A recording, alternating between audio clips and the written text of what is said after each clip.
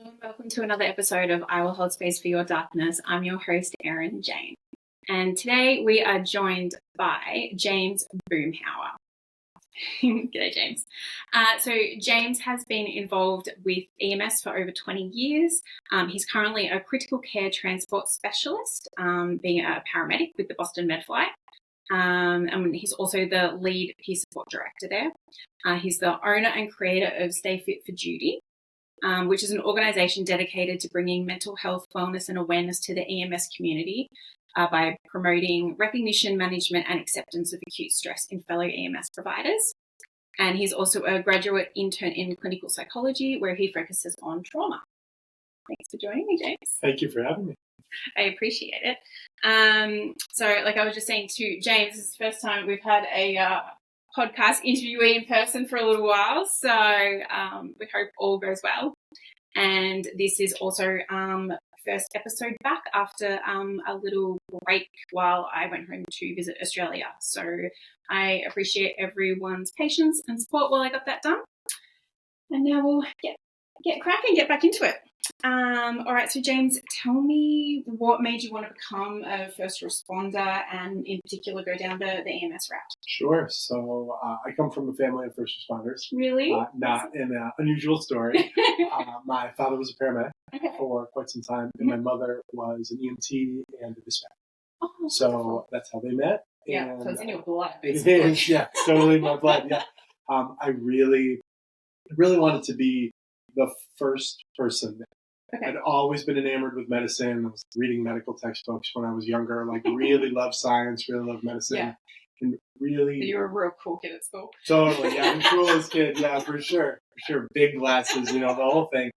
And I just wanted to be that first person. I recognized the value of being a medical professional as early after the event as possible. Mm-hmm. There was obviously some sense of stream to get there. It was much easier to become an EMT and then eventually a paramedic than it was to go down what seemed like a really daunting medical school route. Yes. But it was the earliest and fastest way to provide the type of instantaneous medical care that I really thought I could be helpful with. Mm-hmm. And was that sort of all of what you just described, was that something that was sort of talked about at home given your parents' roles, or did they sort of try to keep you sort of shielded from it a little bit? A little of both. Mm-hmm. My parents did not in any way, shape, or form push me into becoming a first responder. Yeah. My mother did it as a job. She very much liked it, but she did it, and then she got another job, and that was it. Yeah. My father, the same thing. Did it, very much liked it, did it in a number of different agencies, but then got another job, right, and went from there. So there was certainly no push to go into the profession. There was a ton of respect for going into the profession, but if anything, they were like, well, there's a lot of other things you can do in the world. Don't feel like you have to go down this path if you don't want to. Yeah, and I think that's sort of, true. Like my husband's a firefighter and I was a cop.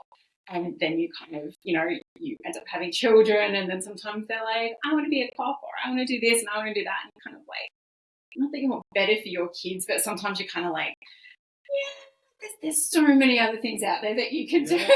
You're kind of like, I'm not shoving you in the opposite direction to that. And so talk to me about what like you were saying, sort of like the idea of, going down the path like a medical degree was just super sort of daunting, and you can hear it when you talk about it, like your passion in wanting to be that first person sort of like on scene to provide aid to someone who really needs it. What was the process like for you? I actually started in high school, so wow. It was almost laughably early in life.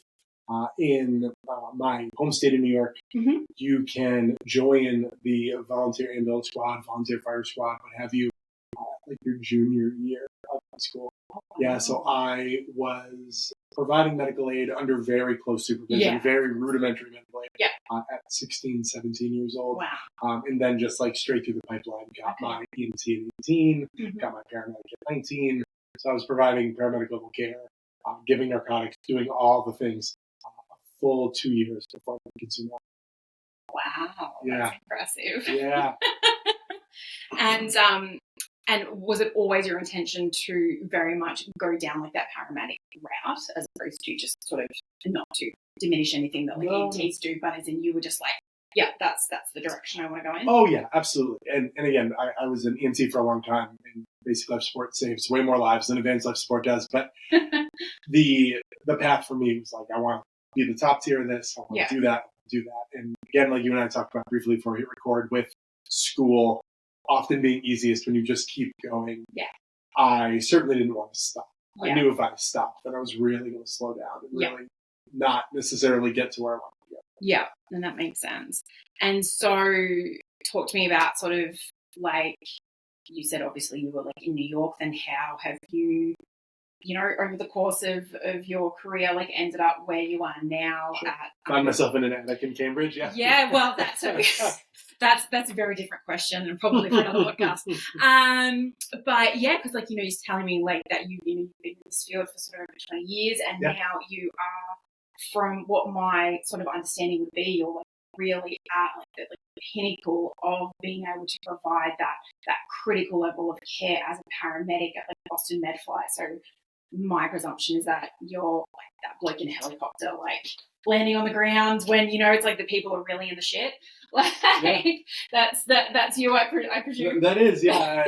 Critical care transport specialists do a lot of different things, but that is absolutely one of the roles. Is a 911 service or fire department will arrive to a patient, find them to be critically ill, critically injured, what have you, and either need our services, our advanced skills, and more so the advanced ability to do other modalities that certain 911 paramedics can't do or don't have the tools to do. Okay.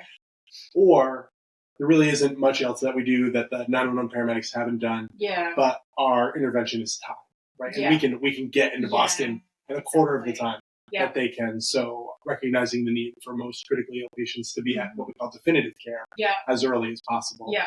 Looping us in on that front. We also do a tremendous amount of interfacility work where for example, that 911 crew takes a very ill patient to the closest hospital. Yeah. And that hospital is ill-equipped to handle that patient. Yeah. So that hospital calls us. Yeah. We then assist in the resuscitation and get them to a more definitive and appropriate tertiary care center. Mm-hmm. And that is true on kind of every spectrum. It could be someone who comes in under their own power and is too sick. It could be someone in an intensive care unit that is found to exceed the capabilities of that institution. Yeah. We treat every patient from 1 minute old to 100 years old, and we're one of the only programs in the country that does really advanced medicine for every single spectrum of the lifespan. Exactly, every piece of the lifespan, without the assistance of specialty groups. Your knowledge base is so incredibly broad, and you know, you're talking about like having to resuscitate or work on an infant as opposed to someone in their 40s and someone like in their 80s. Exactly. And it's a real testament to even some of our newer clinicians. Like, I had the benefit where I grew with my agency, right? When I started almost 10 years ago, that wasn't necessarily the objective. Yeah. So I had the benefit of kind of growing as our scope grew. Okay. Some of our newest clinicians, like, you come in the door, and in less than 4 months, we expect you to know a really good chunk of all of this stuff. Yeah, it's really challenging, but it's really prideful work. I mean, the profession as a whole, being critical care transport specialist, critical care transport nurse, we're a really tight-knit fraternity. Yeah. And regardless of kind of where you work, what you do, how you do it, some may have a little bit more toys, some may have a bigger helicopter, right? Like there are little nuances that we all fight about kind of in our own, little space. Yeah. But it really is a prideful profession, and I really do take a ton of pride, and I'm really honored. Understandably so. I may have done some internet sleuthing and stalking, and I saw on your website, which we will get to later, is it true that you said there's only 50 of you in the state? Yes. Yep, I think when we're using that number, and that number may have changed from when I last recorded that statement, just so I don't get too much hate. In the state of Massachusetts, there are only 2 programs that house critical care transport paramedics. So there may be other individuals that have completed their testing and just aren't working in that capacity. Yeah. That number now is probably closer to 75, maybe 100, because I'm thinking the two primary agencies, MedFlight included, as our organizations grow, but still a very finite number of individuals that do that work. Very unique, exactly. And is that encompassing, is that just as a paramedic, or as the critical care transport team? Like you were saying, there's nurses involved and. Yeah. Yep. So we'll say in New England to keep it broad, critical care transport requires a nurse and a paramedic. Okay. So there has to be that team. There is a little bit of variance as to can that paramedic be a physician? Can they be a PA? Can they be this other aspect? But you need a dual team pairing, and that almost always is a nurse paramedic. We just found it to be the most efficient model. Yep. So that's what we use. That makes sense. Now, important question: have you been in a helicopter prior to this job? No, actually, and it's funny to bring up because when you reach out to people and you advocate like this is the next step I'd like to take in my career, one of the first things they have you do is come for a ride along. Like, let's see if you enjoyed that. If you let's see if you spend the whole time vomiting. Yeah, exactly right. And obviously you found it okay. I did, yeah. I've certainly never really been like really motion averse or anything like that. So I didn't necessarily think it was going to be a problem. I think, especially early on in your career, you're so nervous and so overwhelmed with the medicine you have to know and the care you have to provide that you don't even recognize that. Like, there's a little bit of turbulence, right? Yeah. Like, you're obviously like paying attention, looking out the window, making sure there's no obstructions or anything like that. But in that early time, you're just so focused on all your stuff, you wouldn't even know if it's shaky. Whether you're in like the back of an ambulance as opposed to exactly. the back of a flight helicopter. Well, I take my hat off to you. I'm not motion averse, and I don't feel like I would go that well enough. And so you were saying that you've been there for about 10 years now? Yes. Okay. And so where did the psychology studies enter your realm? Because not that you would have been busy enough as it was. No, that's a great question. You earlier asked how do you get from New York to Cambridge, right? How do you make this?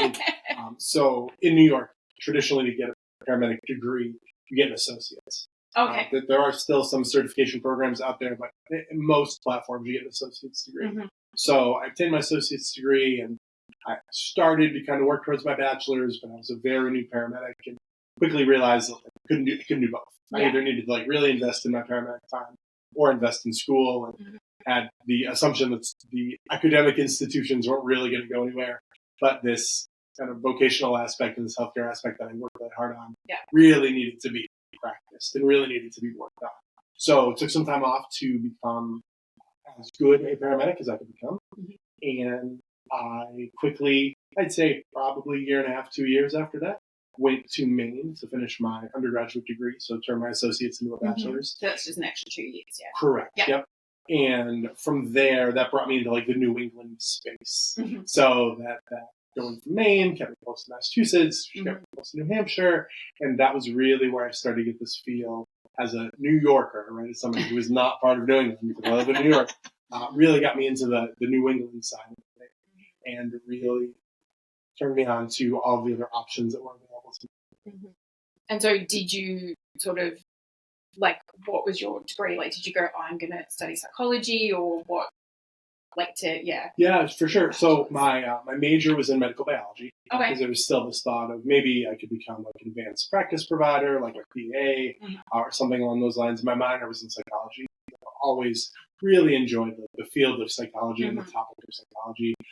Truly not even so much on the mental health front. It's just I found it fascinating field of study. Like how this gray mush can make me angry, happy, sad, right? Heal itself. Exactly, but all of that was just really fascinating to me, the dedication of the profession to not have the luxury of sight, right? I know that hurts because I can watch your finger move, or I can do this, or I can do that, right? Versus I have to do all of this inference and all this other work to really tease out what another person is saying, their own thoughts, feelings, and emotions, and have to decode all of that. Always found it to be fascinating. So came in with a minor in psychology, and I'd always thought that I would do more with that, just didn't really know what that was until later on in my career it became clear that practicing in the roles I am now as a first responder and as a crisis counselor, it would be the most beneficial for me to acquire that extra knowledge. And even then, truly, I wasn't I'm going to start a private practice and I'm going to do all these things.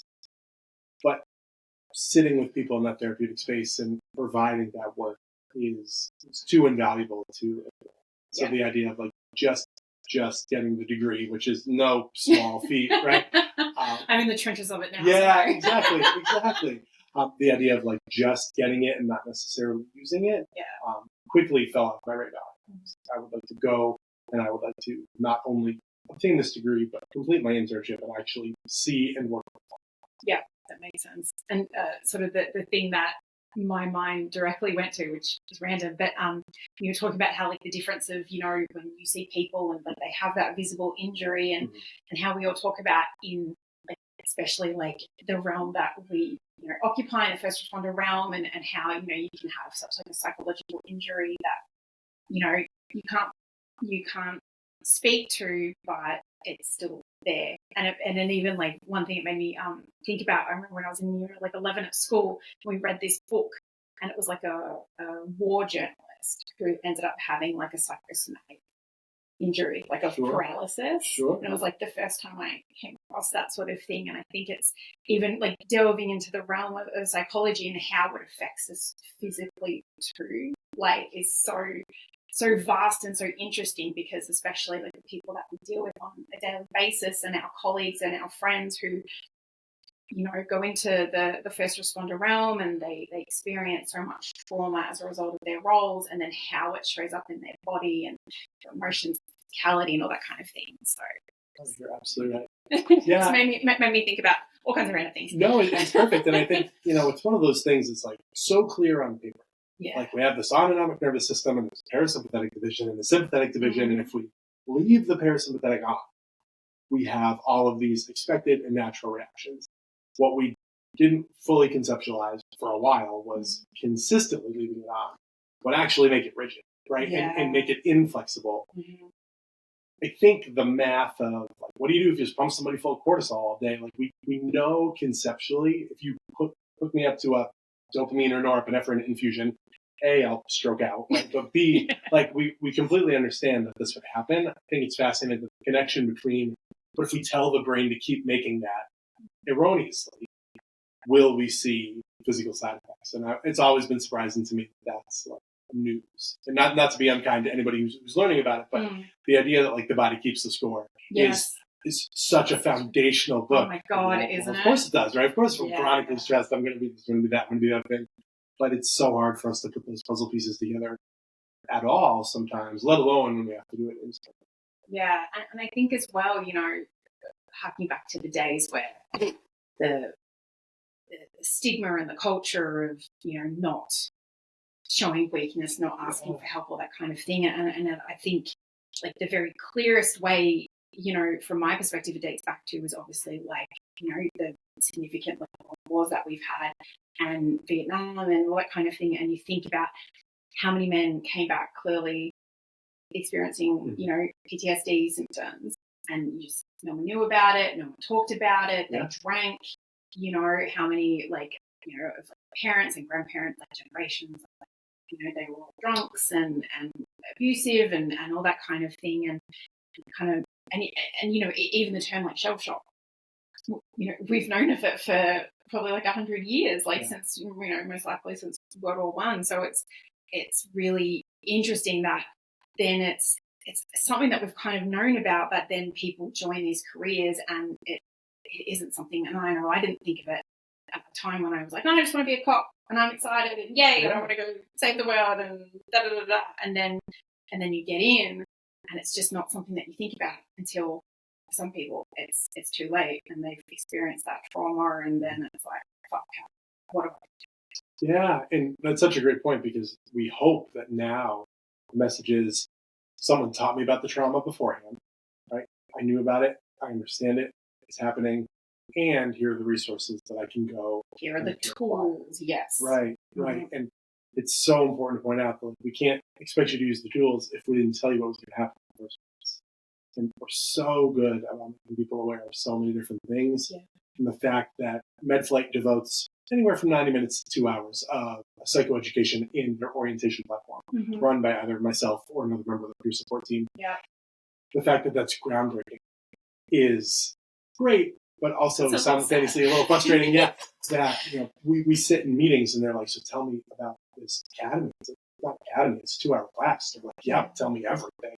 And we spend more time talking to people about so many different things, all valuable, all necessary, but how do we expect people to understand what they're going to feel or what that could look like if we never have the time to actually sit down with them and incorporate it? Yeah, no, and that makes sense. And I think might have even been Travis Scribble from My Arena, posted something the other day, I think, and it was about, how much time as a police officer do you spend at the police academy, and you learn how to shoot, you learn your defensive tactics, you learn your law, and equally like as a firefighter, you learn like the combustion of fire and what feeds it and how to put it out and but that missing ingredient is the I guess the precipitation of what you're going to face. Like you're saying, we can give you the tools, but if we haven't sort of given you a heads up beforehand, it's going to come as a shock or surprise to you. Exactly. And I think what I find most frustrating about that is we take the time to train our police officers, right? Not dead, don't quit, right? In the event that you're hurt, you have to keep fighting until you can't fight anymore. We tell our fire professionals the same thing, right? Slow your breathing down, get out of the house. We tell our paramedics the same thing. If you're injured, keep doing this, keep fighting, keep moving forward. Our helicopter EMS specialists, right? Helicopters can crash, right? You can find yourself injured and way away from wherever you need to be and what you have. And the first rule is you have to believe you can survive. We teach so much grit without saying, but that grit is like 1% of your career. And in order to have that grit, you actually need to be profoundly focused on yourself and work your mind, your body, your spirit, all of this together. And because every academy, regardless of what you're learning, is trying to put 10 pounds of stuff in a 5-pound academy, right? Like, you don't have the time you want, we need to get recruits out, we need to do this, we need to do that. Yeah. So we're always trying to figure out what we can summarize, what we can trim. And the simple fact, remember, not dead, don't quit. You don't necessarily internalize, right, when I'm shot, I have to keep fighting. You say, oh, you're right, I'm really sick, that should have worked, not dead, don't quit, right? And we say to each other, right, in this idea that, like, the fact that I called out a week ago, because it sounded way worse than I sound right now, was like, wow, like, super sick. And I'm not necessarily saying this came from like leadership or anything like that, but the idea that we're ingrained to be like, is it like sleep? Because I'm actually physically ill right now, let alone mentally or emotionally ill. And if we could make one tweak when we talk about the necessary resilience we need, you have to fight, you have to care hard for your patients, you have to do these things. But in order to do that well, you have to care for yourself. And that's more than just gloves. Yeah, no, and that makes so much sense. And it's just like, like even in my police force, it was unheard of to go sick on night shift. Like, it was just not the done thing. Unless you were like bleeding and in hospital, like you showed up.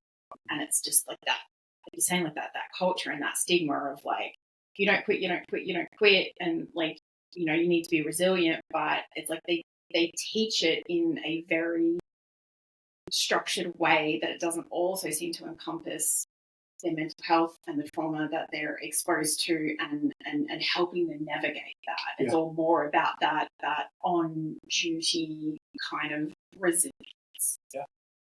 Exactly. No, that makes sense.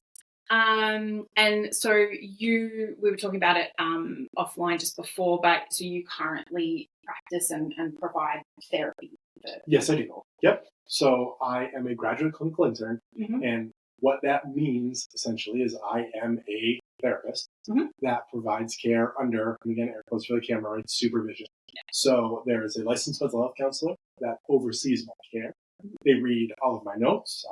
To disclose that when I meet with you, right? You're never under the illusion that I'm a full-fledged therapist. I'm certainly not a doctor yet. I'm not any of these things. But I have a caseload. I see clients.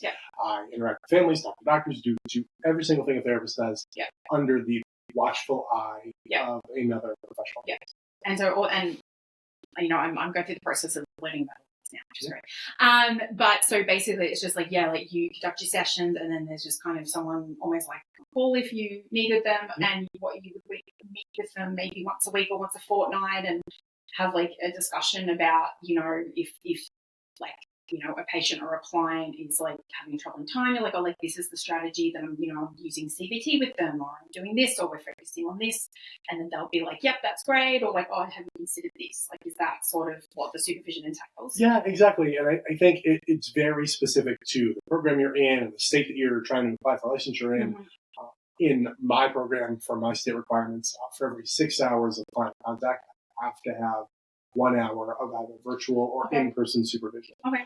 It's very like strict. It's very strict. Like, you'd have to explain why there was like an 8-hour block. With that is very specific, again, to my program and the agency in which I'm providing care under. Yeah. But they do a great job. And it's exactly what you said, that individuals rarely ever in the room with me, unless myself and the client I'm with agree that that's the right thing at this time, or they want to meet them or whatever. But where the collaboration takes place is not only in reviewing the notes that I take. So here's my PCR for our fellow first responders, or here's my patient care report, and they will read it, assess it, and sometimes come back with questions of like, how do you plan on superseding this, or what is your platform? Thankfully, with pretty continuous supervision, I have a really strong understanding of how my supervisor provides care. Yeah. She is gaining an insight, as am I, as to how I provide care and the tools and resources I use. I personally subscribed to a camp and was given this advice early in my academic career to find a therapeutic alliance and go with it. Doesn't mean you can't change it ever. But like Monday, your CBT, Tuesday, your ACT, Wednesday, your internal family systems. Like, you don't necessarily give yourself enough time to learn it all. Yeah. So find a lane, stay in that lane, pick what you have to, right? I'm not a strict CBT therapist every single minute of every single day. Yeah. But I'm not going CBT on Tuesday, and then maybe Wednesday I'll try some ACT stuff in there. Maybe she'll appreciate that. A, because it can be confusing for your client, of course, and B, if you don't have a really strong grasp of the therapy you provide, to kind of wax and wane between alliances can be tricky. Yeah, and also not every therapy it doesn't work for everyone. Absolutely. What works for one won't work for another. EMD might be for one person. Yeah, exactly. And I think that the adage is very true, right? If all you have is a hammer, everything looks like a nail. So I think it's easy for you to be like, oh, we're going to CBT this way and that way and this way, instead of being like, maybe this individual doesn't need that way. And mortality, there you go. I got you. And then, you're in a space where you say, okay, what else can I do? Yeah. Now, is it time for me to talk about either transitioning that individual to another client, or doing what most modern therapists do and say, yes, this is my alliance, but I view it from this lens, or I use a lot of self-compassion, or I think that DBT is really helpful at times in these different interventions. Yeah. But the understanding from my mentorship is just, don't try to be everything, because you won't actually ever get good at anything, right? So stick with an alliance that you believe is helpful and continue on. Yeah, that makes sense. And we will sort of get back to that, because I think obviously that ties into the inception of Stay Fit for Duty. But you did sort of mention about the fact that where you work for now, they have a 2-hour sort of class about the mental health aspects before you kind of come on the job. And so I guess sort of what I wanted to ask was, take you back sort of 20 years, and what was addressed in regards to mental health at the inception of your don't laugh at me. Sure. It is a real question, James. When you started EMS school and all that kind of thing, was it addressed, and how did you find the process? So I did laugh. Yeah, if anybody isn't watching everything. I think, in the spirit of full disclosure, it was a little while ago, but there was absolutely a talk of this stuff can get to you. I guess there's a therapist, maybe, if you're weak and you need one. And truly, I don't think I welcome any of my classmates or fellow Academy members to chime in on that. Yeah. I tell this story, and I want to reframe it with the fact that this individual in question is trying to be very compassionate at this moment, because in a 2024 lens, it sounds like this human is being awful. Yeah. I'm 19, and in the EMS system I worked in, it was very busy. There were a number of medical oversight directors, right, physicians in the hospital that knew the paramedics well, provided a lot of their clinical oversight, and obviously at some semblance of trust. Yeah. Right? Like, oh, I know this person, I know that person. So when you would come in, say, with something like a cardiac arrest, there's a lot of care that happens in the back of the ambulance that looks identical to what would happen in the emergency department. And in a busy emergency department, you can kind of keep that going, right, until the other pieces get spooled up. So we're in this space where I'm transitioning care, right? I'm no longer running this code. I am kind of transitioning the care of this code to other healthcare providers. And as my own tasks are starting to dwindle, my brain is like, okay, cool, now we can think about how sad this is, right? This is someone's brother, someone's father, someone's son. And I can feel myself still continuing to give orders, per se, right? Still continuing to drive the code and kind of be collaborative with the APPs and physicians that were there. But I can feel it like coming up here. And a really good friend of mine who was a charge nurse at this emergency department kind of grabbed me by the shoulder and was like, if you're going to cry, you better go do it in the bathroom. Because if any of these people see you cry, especially at 19, they will never respect you. And again, I can't overemphasize that that person did that with compassion. They were actually trying to protect me. 100%. And it sounds so awful now. Right? Like, go cry in the bathroom. But really, like, that was what you were told to do. Yeah.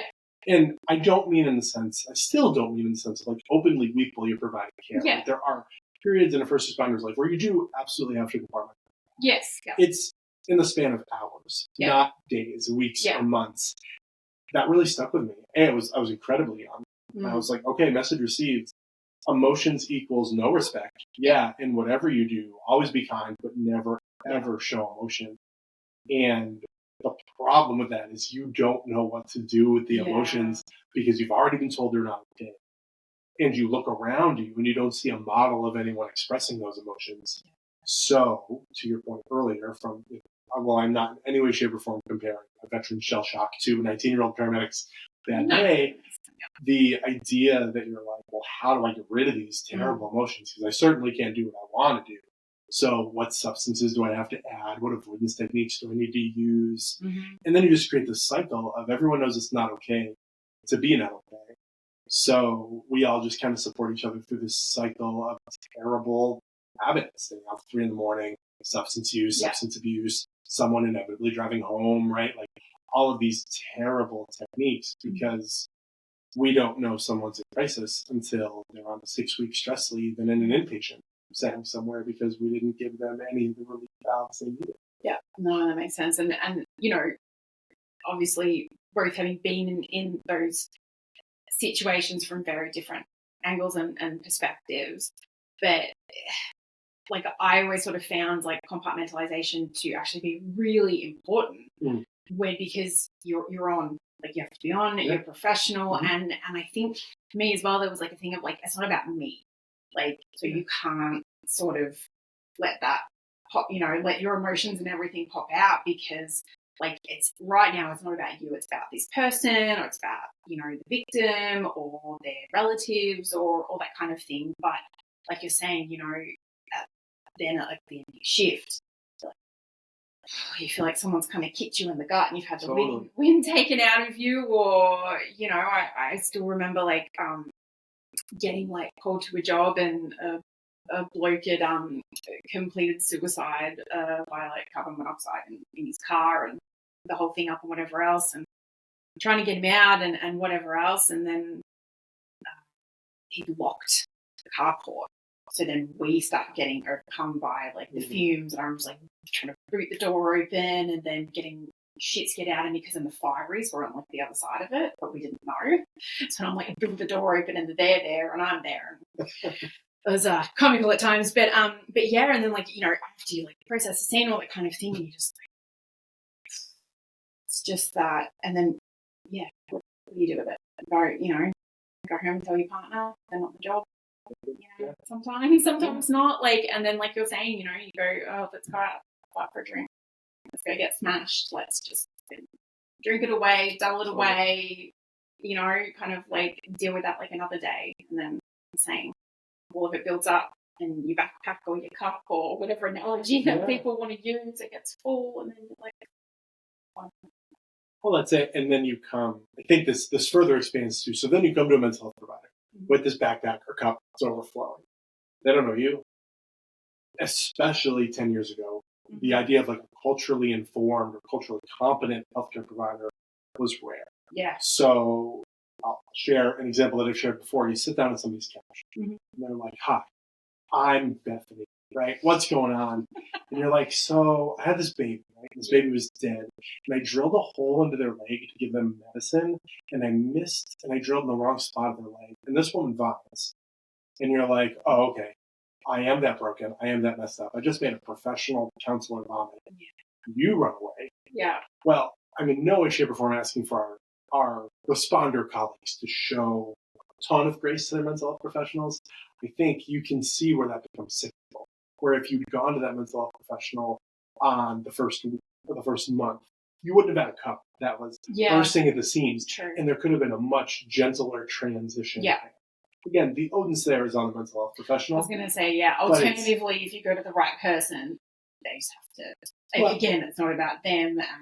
Exactly. Yeah. Exactly. And this is where culturally informed providers can be really helpful, right? We are in a similar circle where we have a lot of the same kind of culturally informed providers, some through clinical practice, right? Never was a paramedic, seeing them for 10 years, some through literal practice that can say, how'd that feel getting that out, right? Instead of like having, some really intense emotional reaction. It's also important to remember that we created surrogacy platforms, right? We have peer support, we have constant stress, we have other members of the mental health care chain that can take little bits of this.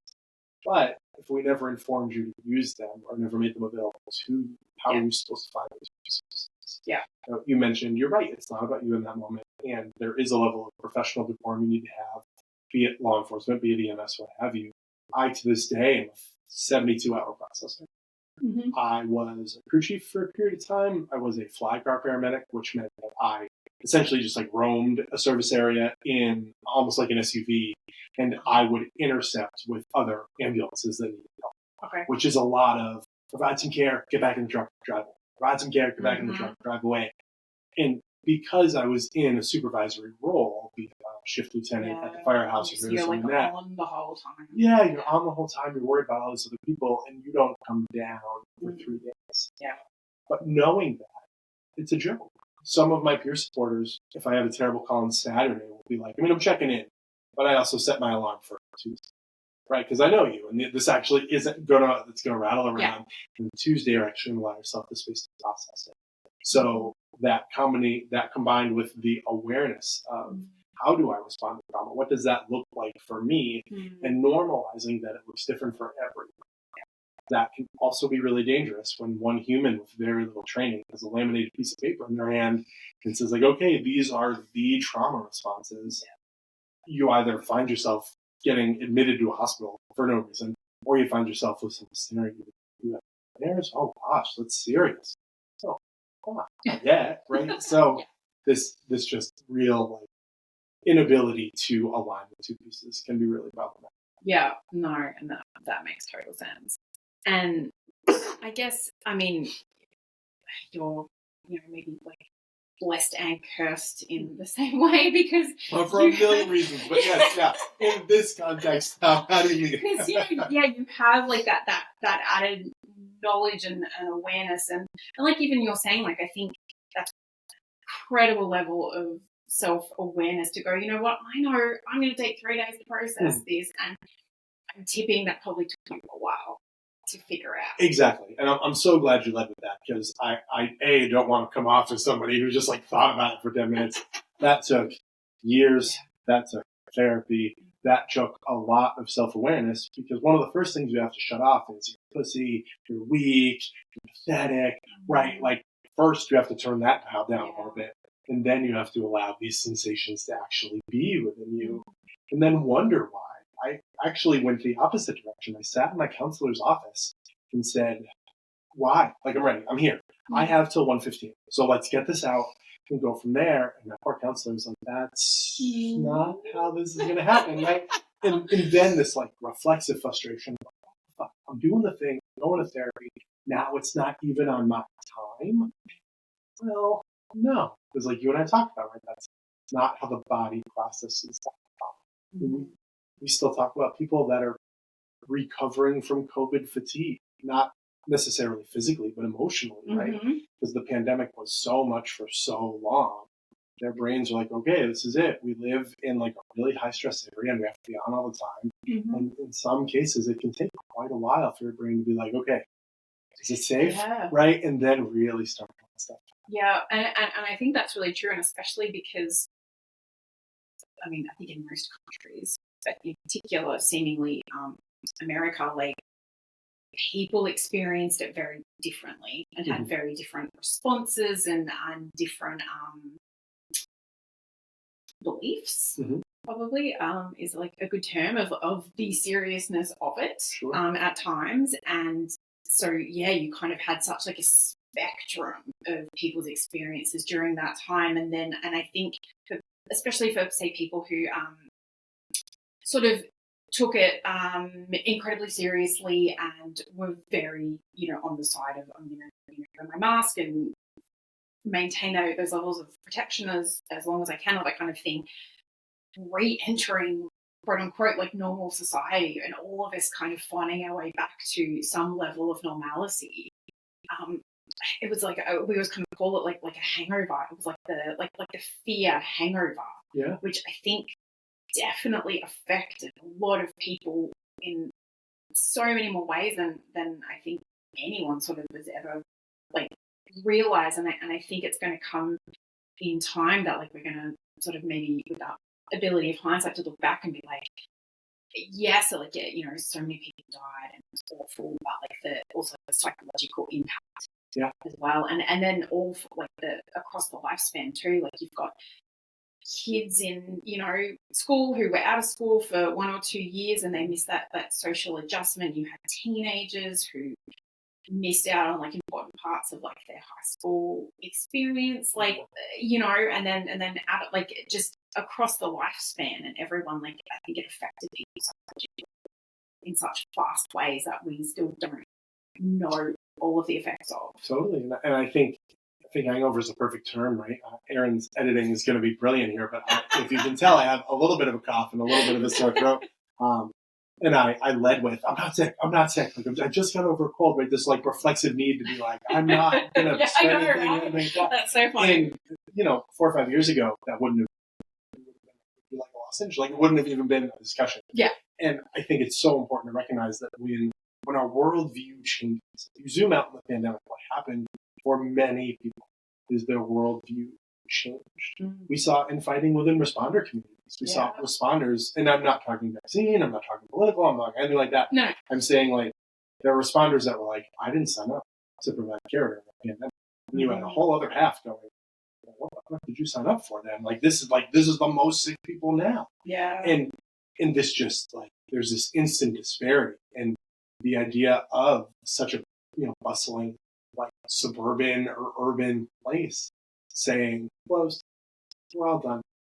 Some of the weirdest parts for me outside of the healthcare aspect, like driving on 495 all alone. Oh my God. Right? Like, as one of the only people that was allowed to drive, right? And having all these waivers and actually having to get a waiver at certain points, right? And going into a store and being one of 7 people in the store. And that was when it felt almost like apocalyptic in the sense of like, this is where I go because there are hundreds of people there, right? And what do you mean it actually only takes me 20 minutes to get to work when there's no one on the road, right? And how weird and how unusual that can look. The power of that change in worldview, I think we all can benefit from recognizing that in and of itself is a literal measure of a traumatic event. It doesn't have to be gory, it doesn't have to be bloody, it doesn't have to be gross or sad. But the day your worldview changes, you can either say, okay, got it, cool, new thing, right? Much like a child does, right? Yeah. Child doesn't know a ton of stuff, learn some stuff, cool, new thing, great. Or that can do some real damage to you. You can really fight against whether or not that's okay, yearn for what you lost, things like that, all of which are appropriate responses. Yeah. But the idea of measuring that against the traumatic loss of why is this bothering me? Well, because you didn't believe you'd live in a world where there was a pandemic. Those are hundreds of years ago. We've advanced medicine from that, this, that, and the other thing. it can all be really overwhelming. Yeah. And it is, it's about like that perspective too. And I don't know if Bessel says it in the book or I read it somewhere else, but they're like, trauma is in like not the eye of the beholder, but like the eye of the traumatized. Yeah. So it's like we also something that you or I like someone, oh my God, like it's fucking life shattering and completely traumatizing, and it is like those kind of gradations of what people do find like affects them, and I think sort of that's kind of, you know, sometimes where like the danger can be, and I think especially in the first responder community too, it's like a newbie comes on and gets affected by like an early job, and then you have that kind of salty, I don't fucking see that, like, it's like that. Everything is in the eye of like that person who is so deeply affected by it. Absolutely, and that's such a good like bastion for like trauma care, right? Is recognizing that someone's lived experience is only that. You talk about even being on the same call. Yeah, I've done calls where it wasn't particularly traumatic to me. I was very busy. I was doing a lot of medicine. I felt as though I really provided the best care that I could, but my partner had to interact with the family. Yeah. Right. And I obviously, given my extracurriculars, if you will, often get put in that role because it's my wheelhouse. But you have two people that have experienced a completely different call. And with information that I didn't necessarily need to know in the moment, and how deeply affected one person is versus another just because of how they view things. Yeah, no, and that makes sense. Very much so. I think we went off on a little bit of a tangent, but that's all right. Join us for episode 2. That's what I know. That's what this podcast is all about. Lots of tangents. And there was something that I sort of saw on your website too, and it was about, you said, and I don't know whether it's like an accurate statistic still, but you said that was one first responder completes suicide every 4 days. Yeah, yep. One first responder dies by suicide every 4 days in the United States. The extrapolation there is primarily from CDC data. Okay. And the question is, what do you consider a first responder? So the dragnet of police, fire, EMS, in some counts, emergency nurses were on that list. Yeah. Still, as someone who lives in a crisis state, and I don't necessarily mean mentally, I mean as someone who's on a crisis team, part of 988, right, does all this stuff, I can all but set my watch to that. I mean, truly, when I either hear about it, see it, get a phone call from someone, take part in some type of therapeutic care for the survivors of that suicide, it's a real number, and it's heartbreaking. Yeah, absolutely. I mean, like I talked about it on the previous episode that I released when I was in Australia. Like I was home for 6 weeks, and in the space of a week, there was a guy from the police force that I used to work for, took the service firearm and died by suicide in the car park of the station. There was one in Western Australia, and there was our emergency services, so version of 911, like all technical stuff, all in the space of a week, and it's just like, it's so pervasive and it's everywhere. Like it's showing, it's like, you know, and sometimes as someone who wasn't born here and didn't grow up here, and, you know, sometimes from like an outsider's perspective, there are guns that are available that can appear to be like high level of violence in this country. But it also just kind of shows that it's like, it doesn't really seem to matter where you go or what country you're in. Like first responders, it's pervasive and it's tragic, and it's, you know, you could lose count of like how many people like in the realm that like we're all in, just kind of wanting to help and do your piece and educate and all that kind of thing, but it's still so upsetting. And that statistic, like I saw you like say that in like a little video that was on there. Just it's every 4 days. And that doesn't even hold a candle to our military, right? And our service members as a whole, who measure their suicidality, right? Versus us. 22 a day was the statistic for the military. Seriously. Right. So that brings us to a good place, because I want to talk to you about Stay Fit for Duty. Absolutely. So, great. About it. I am the founder of a program called Stay Fit for Duty. Mm-hmm. To zoom all the way out, yeah. we do it a number of different ways. Okay. Our goals for Stay Fit for Duty are to ensure that you're caring for yourself with the same fire and tenacity that you care for the people you serve. Okay. So our law enforcement officers, our firefighters, our paramedics, our EMTs, our nurses, our healthcare providers will be up to 3 a.m, learning laws, doing procedures, doing techniques, tactics, what have you. But when we say, hey, can you go to bed at 10 o'clock today? No, couldn't possibly. I'm weak. I'm this. I'm that. Right? We don't invest even a tiny fraction of our own self-care to ensuring that we're a better healthcare provider. And I would go as far as to say, especially in American healthcare, we fetishize the human that is broken, beat down, terrible, nasty, but man, they're a bang-up doctor. Man, they're one of the best paramedics you'll ever see. Well, why is that okay? Why do we allow that? Yeah. Right? And that's not an individual attack at that person, but why aren't we recognizing that the whole wellness needed to do the job well will make you a better health? Yeah. See, the flip side of that coin is that person's phenomenal for a while, leaving a trail of, her feelings and stuff like that along the way, but then they burn out. Yeah. And then they're gone. And you see someone who clearly had the talent and the acumen to be a mainstay in the profession, but didn't emphasize their own care and the care of people around them unless they were a patient on their cat or an individual extra. Yeah. And I think it is incredibly easy to sort of get that tunnel vision and just be like focusing on everyone else, but you never really turn that lens around yourself. Yeah. And I'll be a little more on the nose and say it's easy. It's much easier for me to diagnose from afar. It's much easier for me to tell you what's wrong with other people. It is much, much harder to turn that lens around and be like, what role am I playing in this? What can I help? And I think as well, like, to turn that lens around, it's scary sometimes, because you go, what am I going to find? What am I going to see? What have I buried so far deep down that it is buried that far because it's so fucking awful and I'm scared to face it, or I'm scared to tackle it, and I'm scared to even try to verbalize it to someone. That's, sometimes you can be bothered by something, but actually being able to put it into words, I think it can be so challenging for people in our profession too, because it's like, no, that's sort of like a help other people. It's not. Yes. Something. And you'd asked earlier what I learned early in my career that really revolved around mental health. One of the unintended consequences of that is I learned primarily through watching my colleagues, not necessarily through like formal academy training. We're better than the people that need our help.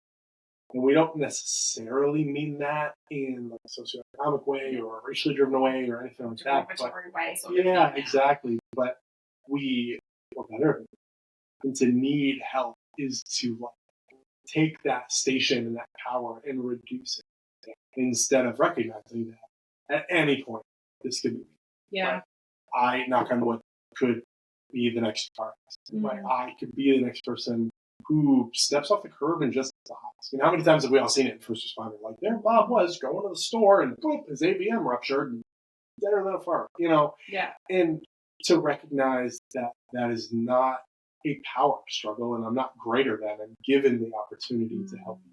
It's with pride and respect for the job. It's an honor to help. It's not an obligation. It's not a requirement. It's an honor to do that. I think lowers the barrier that says, I need help too. Yeah. I mean, how empathetic have some of our colleagues been to individuals suffering like a suicidal crisis? Because in their mind, like, I've been exactly where you are, just on a different color linoleum floor. Yeah. And I want to help you through this, not I'm better than you, so get up. Because the unintended consequence of that is that's what our partners here. Yeah. Right? I talk about this in substance abuse a lot. Right? If I'm struggling with substance use and I'm working with a colleague, we go to resuscitate somebody who's overdosed. And we're back in the ambulance and like, that piece of shit, scumbag, blah, blah, blah, blah, blah. I have no idea which people you're going to have to do. I'm sorry. But to hear that negative dialogue tells me never talk about my own substance use. Yeah. And I completely understand we decompress. It's how we make things work. But I always think it's important to be mindful of how we communicate different problems and processes. Yeah. Because without a ton of context, all I know is you're not a safe person I can reach out to about this. Yeah. And you just further this. Yeah. No, that makes total sense.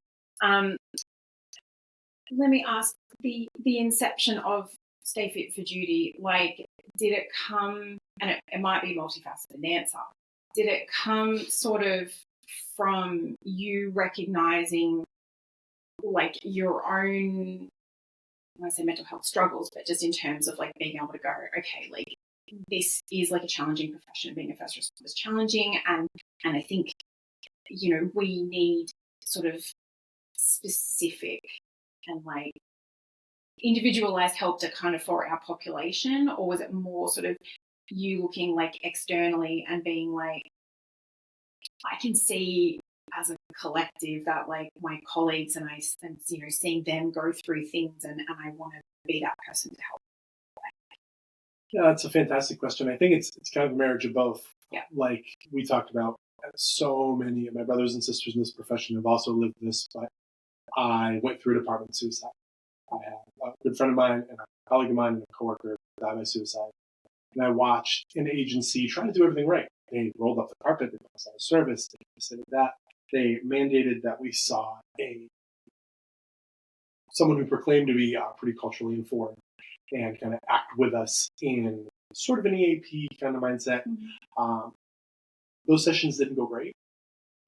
I truly empathize for that mental health professional, maybe a little bit more now than I did previously. Yeah.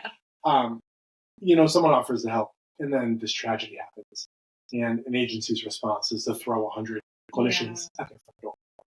So when a 19-year-old sits down and is like, well, it's this, and it's school, and my girlfriend doesn't understand why I'm so heartbroken over this woman. She thinks like I was having an affair with this person, you know, and the poor counselor is like, we have like, and like, we're only here to talk about one thing, right? And that, so first there's the agency like shock, right? Someone in our agency died by suicide. And then you watch individuals try to process that. And then you watch an agency do all of the right things, truly. I was much, much younger back then. I didn't certainly have the access to the agency that I may have now or could have had with some more tenure there. But outwardly, looked like they did a lot of things right. Yeah. You have a mental health care experience that isn't fantastic. And you're left in kind of this ether. So you continue on, you do your thing, you keep practicing, and you have a little trauma after a little trauma after a little trauma. And then you make it. And like you mentioned before, top tier clinician, one of the few at an agency that's top tier, and you have another really bad incident, really kind of shakes you back before. You make the decision to first and foremost ask for help and start to get that help and start to realign your own mental health. And the second layer of that decision is you start to share your story. Because now, at that time, I felt as a flight paramedic, especially as a flight paramedic at the agency I was at, it was important for me to take that soapbox, as it were, and be like, right, wrong, or indifferent, we believe this to be like a higher level of paramedicine. I don't necessarily know if I believe that. It's just a different level of paramedicine. Yeah. But can I use that and share my story so 19-year-old James could hear that and say, oh, cool, great, because I'm not great right now. And it's awesome to know that like someone bigger who's done the job, done the thing, is normalizing it for me so that I can go out and obtain those resources. The other half of that is we said we need to, create foundational resources that are available for these people. And although I want to be everyone's therapist, you know, and run like the only practice in the universe, right, which is completely unacceptable, to then align with really culturally informed therapists and start to create a network that says, great, Bob in Texas can go to XYZ and we can start to be that facility.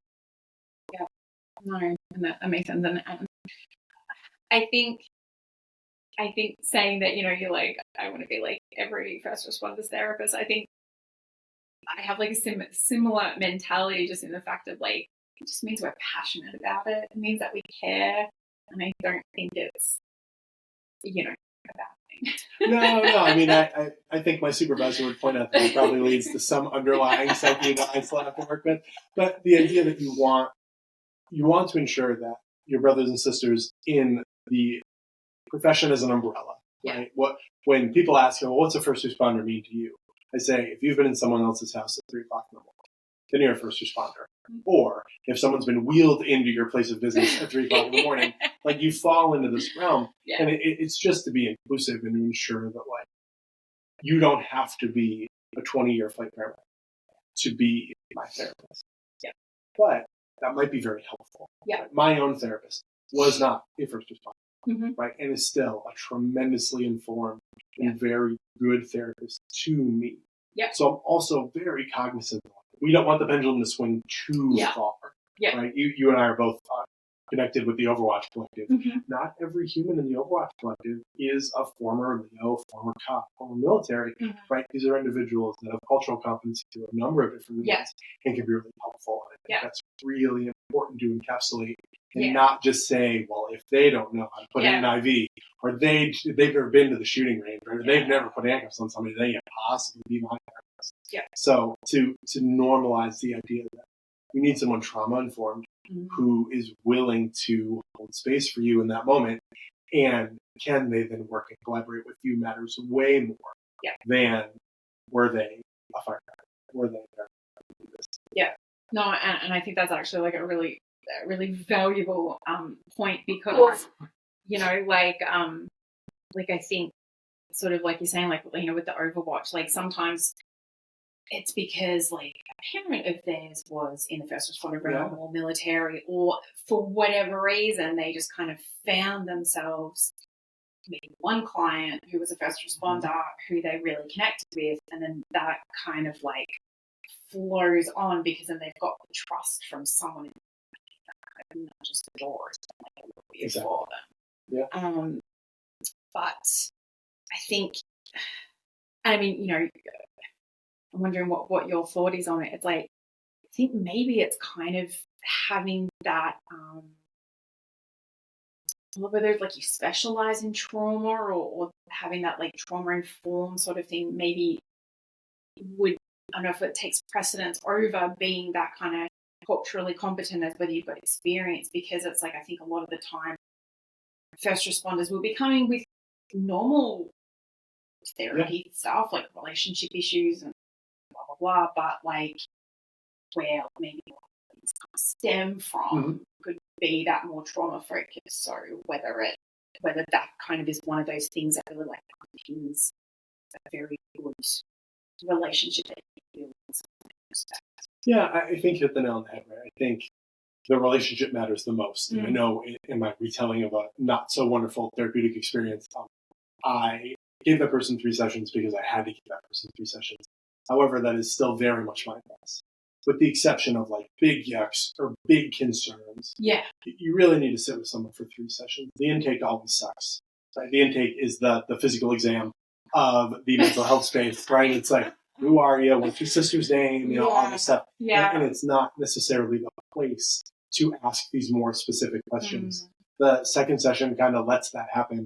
And then by the third session, right? You're either like, I had a feeling this isn't okay, so I'm going to go ahead and bounce. Or maybe this could work and we can keep moving forward.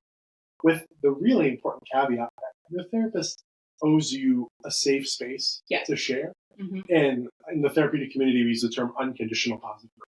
Yeah. Of I'm always in your corner. I always have a chance. Yeah, that's it. Yeah, you know where my line falls, right? And the idea that you can come in and tell me you cheated on your wife. We can work together to, I don't want to say correct that, but so that we can work through that. But I'm not going to do that. There's this idea that I'm always going to be a welcoming space for you. Sometimes that is stern. Sometimes that is less stern. Yeah. But what I remind people is if you're at your third session, you're like, this Boomhower guy doesn't do it for me. Sure, whatever, great. You can ask your therapist if they know other therapists. Yeah. And I feel like as culturally uncomfortable as that may be, it's better to ask. Yeah. And your therapist has an ethical kind of obligation. Yeah, thank you. To say, I've been thinking about it too, because 99 times out of 100, when you tell your therapist you're not feeling it, they're like, get it, and here's a handful of other people. Yeah. Right. So you can lean on that network. But to your overarching point, I don't know if you can be culturally informed in the first responder space without having some trauma-informed care behind you, but I do think you can be a good trauma-informed provider without having a ton of cultural competency. Yeah. And you're absolutely right. If Bob the paramedic comes in needing profound, like marital counseling, and it has nothing to do with work, then do they need that person? No, they probably need a really profound, like marriage counselor, couples therapist, what have you.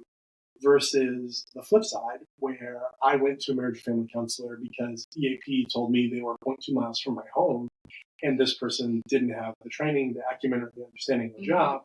And again, to reflect a little bit of ownership on us, I came in with a very full plan.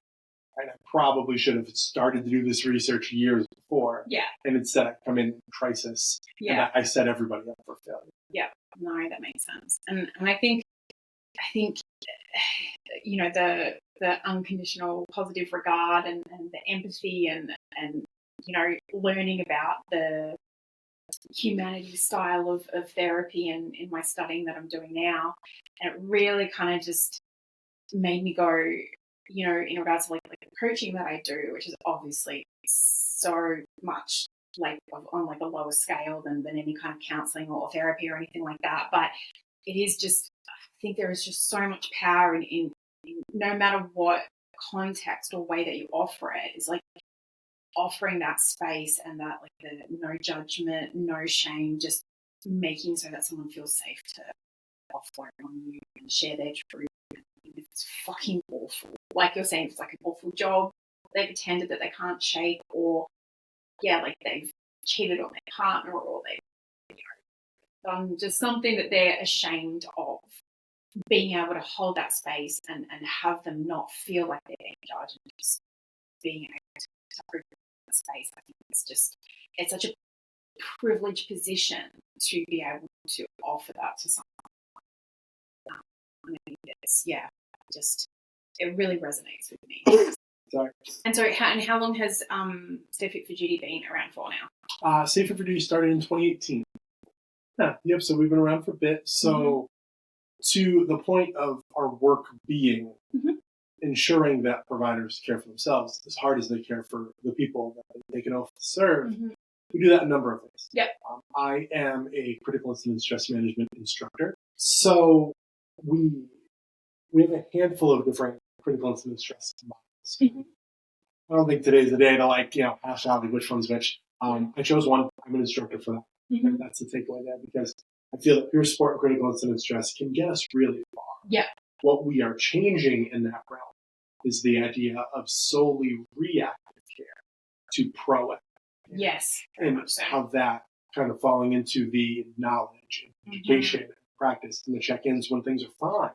Right? Instead of allowing a CISM team, a critical incident stress management team, to be seen as the folks in polo shirts that swarm on you when there's a bad event, right? Yeah. And changing that model and changing that focus. Yeah. So we have the peer and the critical incident side of the coin.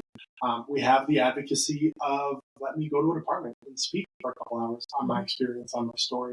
And some of my colleagues share their stories as well, so we can continue to widen that net. And then the component of not only my counseling services, but the counseling services of the culturally competent folks that we've aligned with. Yeah. And really, to put a bow on it, the last thing that we do is we help in any way that we can. I don't mean that to sound like, we're the Walmart of any type of care, but, I've had agencies reach out to me and say, I need your help building a peer support team from soup to nuts. We are starting at the very beginning, and we're, putting you on contract for a year and doing all this stuff. I've had another place say, I just want you to look over our guidelines. And does that sound reasonable to you, right? And this ability to be flexible and similar to the therapeutic space, be able to provide what that individual needs and not say, I have 3 plans, right? I have the Supreme, the Golden, and the Silver, right? and you have to pick one of those, but really trying to collaborate with people and just be available and be communicative in that space and try to identify what is helpful. Yeah, no, and I think, having like a jack of all trades, but as in being able to offer all of those different components is so worthwhile, because like you're saying, I don't know of many other people who can, tick all those boxes in the way that you do, and with the passion that you really have for it. So, moving forward. And yeah, I was on the website the other day, and then you've got the 988 sort of contact details, and there was something like a list of providers that are sort of able to, if they were culturally competent, or they offer services to first responders. Yes. Yep. So we essentially have a very, very rudimentary listing of individuals that have asked to be focused on our site, or groups or advocacy groups that we align with, that we share a mission with, that we just want to help. Again, like you said, like that one therapist that works well with the responder that kind of spreads that. We would it would mean a lot to us if someone said, well, stay fit for duty, trust them. Yeah. Then they're good for us, yeah. right? And we are a bit selective on that front because of that, right? And recognizing that all we want to do is ensure that the resources that we provide, if it's a service that we can't provide, or we're far away, or we're not able to do it, then we want to ensure that the people that we're reporting to have met our metrics, right? That they do the same thing, they work just as hard. Like the bona fides that, exactly. you're not going to be steering them in the wrong direction. Exactly. And I think, like we were saying, both sort of somewhat affiliated with the Overwatch Collective, that, I think it's like that similar mission of just want to help as many people as you can in the way that you can, in the best way possible. And there is a program that vets the individuals, right? You can't just send them an email and get on. You have to say, this is what I do, this is why I get on. And some of the individuals that we collaborate with, Robin being one, being another, that will talk to these people and reach out and try to ascertain.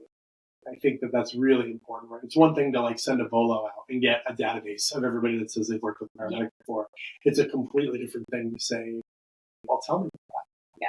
Well, how long have you done that? Oh, you were a police officer for 20 years. Okay, cool, that's different, right? Versus oh, you run the Cincinnati PD's wellness program?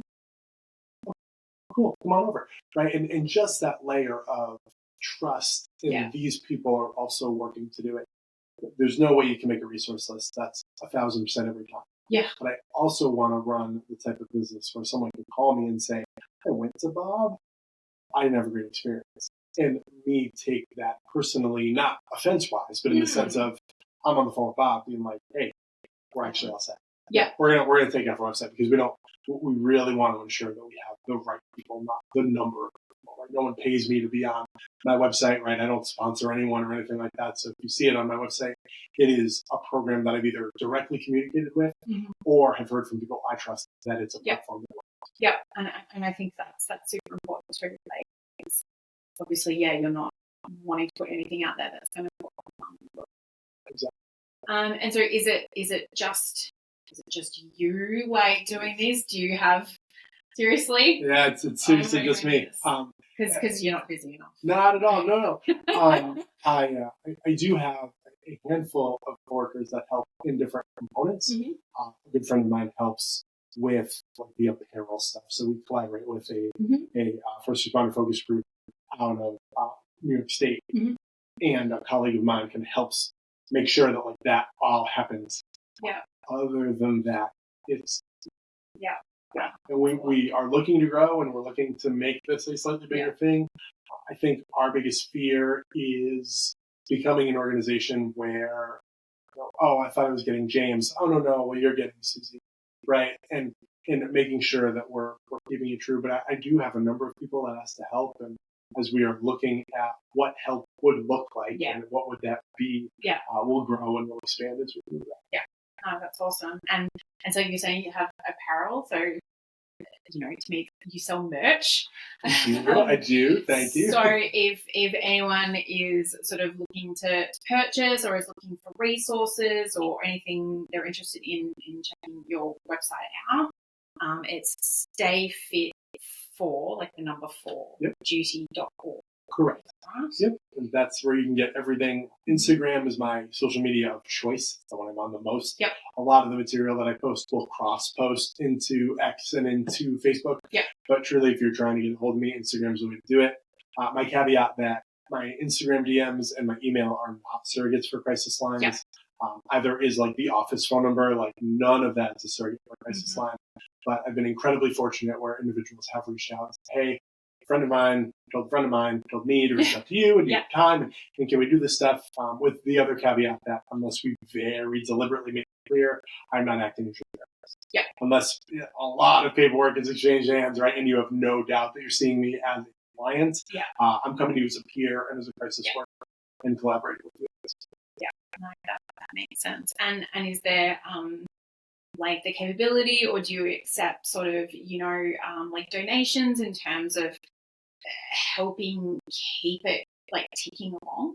Yeah, we are working to become a nonprofit. Right now, we are not yet a nonprofit. The irony of how expensive it is to become a nonprofit. Oh, really? However, we're working to go down that space, and we are always willing to receive whatever anyone's willing to give us. But again, in the spirit of full transparency, we're not yet a 501c3, so I can't formally accept the donation. That isn't taxed by everybody. Okay. So please reach out if you'd like to help, and I'm sure there's some ways we can collaborate, or courses that we teach where people have offered to buy the food, right? Like, oh, if you're going to go teach this thing, like the food will be sponsored by us. And there are plenty of ways to be involved and make it full. But just full transparency, not yet a 501c3. Fair enough. And do you have any presentations or seminars or anything sort of coming up that you might want anyone to know about? I do, yeah. That'd be awesome. I have the medical transport conference circuit is starting now. Yeah. So I'll be speaking at a number of different events here. Next week, I'll be speaking at the Critical Care Transport Medical Conference, which is amazing. I speak at the Flight Bridge Ed conference later in the spring, and then early September, I speak with the Every Coast helicopter operators, and kind of in between there'll be some classes that we're putting on along with some tools for our therapist colleagues. I'll be putting on a couple different webinars on cultural competence, kind of wearing both my hats. As a paramedic who's becoming a therapist, here's what is really beneficial to be culturally informed. We've hosted a few of those before, and they've been incredibly well attended. So we're really trying to align with the program site that I use to offer that space. Oh, awesome. Okay, cool. Well, if there's anything further that anyone wants to know, please check out Stay Fit for Duty. You can find James on Instagram. And if you're comfortable, I'll put like your Instagram handle and the website in the show notes. And any email that's like appropriate to be able to get you on. I think that's all my thing. We typically finish these podcasts off with asking a couple of questions. Yeah. And so it's about the name of the podcast is I Will Hold Space for Darkness, and that's kind of stems from sort of, I guess, my thought at that darkness permeates a lot of first responder roles in regards to what we see and what we do, and the fact that we see death on a regular basis and all that kind of thing. There's just like an element of darkness, and I think the whole purpose of what I do here is just to share our stories and like just like someone today to share with us, and tools and coping mechanisms and experiences, and just so if one person listens and it resonates with them, it's going to help. So the first question I normally ask is, what do you do to hold space for your darkness? I allow it. I waste less and less time as I get older shaming it, running from it. I really work to acknowledge it and to allow it to be with me for a period of time. And it helps a lot. It really does help a lot to just allow it to be, allow myself to feel, and work through it. Yeah, no, that makes a lot of sense. I think I probably do something similar, like if I'm having down days like that, like you got the day. Like I give myself the day. It's like you're in a shit mood, you're whatever's going on with you, you've got that day. Tomorrow it's done with, but today you can have today. Nice. So yeah, it definitely resonates. The second question is, what can someone do, whether it's a friend, a colleague, a loved one, anything like that, like in order to support you or help you? Well, for me personally, or like as general advice for me? Dealer's choice. You can give that. So well, since you gave me more questions to ask, yeah. So for me, it's checking in. That is really helpful. I consider myself to be an intelligent human. I work really hard at this stuff, and there are days where I'm really down. Anybody, I have no friends, I have no one I communicate with. And meanwhile, I'm ignoring text messages as they're coming in, right? But we can be a little disordered when we're really stressed out. Yeah. So that is actually my advice for both, is just do not be afraid to check and reach out and send support. One of the most thoughtful shows of support I've received was an illness that kind of fell on top of a handful of really bad calls. Did what we talked about, right? I went to work sick as a dog, right? This was back when that was completely socially acceptable, and had a handful of really bad calls. Yeah. And couldn't stop thinking that if I was 100%, that these calls would come to. That's not true, right? But in that moment, right? Why not double down on the self-blame and all of these things? And a good friend of mine emailed me a DoorDash and was like, "Why don't you just not worry about food? You know, clean in the kitchen, nothing. Just eat some food on a paper plate, throw it all in the trash." And it was so small, but so tremendously common. And the last half of that answer is it doesn't have to be. I have given people good snacks and a bottle of water, and you would think that I gave them $1. So don't be afraid of offering a small gesture, because that can really be impactful and a much bigger impact. Yeah, and even just like in the smallest regard, like a text message, not expecting a reply, because like you're saying, sometimes when you're in that space and you can feel overwhelmed, just like, I feel like I'm really bad, but then I have like 10 people to respond to, and it's almost like it's too much. So it's just like, hey, something just as simple as that. All right, I think we're done, Jack. Awesome. Well, thank you so much for having me. No, thank you for coming on. I really, really appreciate it. And I appreciate your time and your expertise. And I really love,